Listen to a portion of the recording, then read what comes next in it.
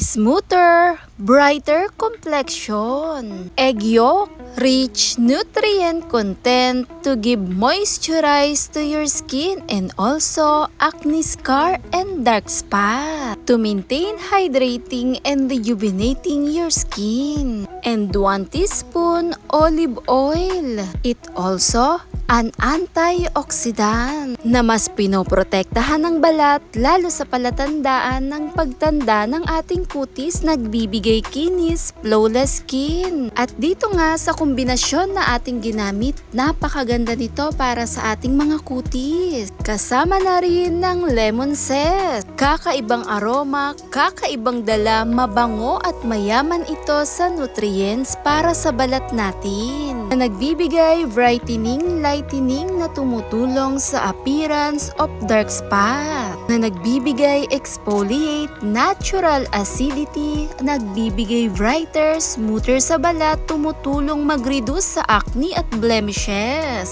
Sa aking paglalagay, 1 tablespoon po, madami-dami ay mas maigi. Kakaiba yung aroma, perfect kombinasyon, heto'y malakrimang datingan. Kahit 2 beses natin tong ulitin sa isang linggo ay mas maigi. Na mas pinapaganda nito ang kutis, makinis, mayaman sa vitamin C na pinoprotektahan ng balat natin. At dito nga po'y nakadepende na rin sa atin kung paano natin ito gamitin. Mayaman din ito sa collagen dahil sa laman ng vitamin C ang lemon zest na tumutulong mag-maintain sa skin elasticity at nagre-reduce din ito ng appearance of wrinkles. 15 to 20 minutes, pwedeng ibabad, nakaka-relax, refreshing lalo sa balat. Na mas pinapabagal ang palatandaan ng pagtanda ng ating mga balat.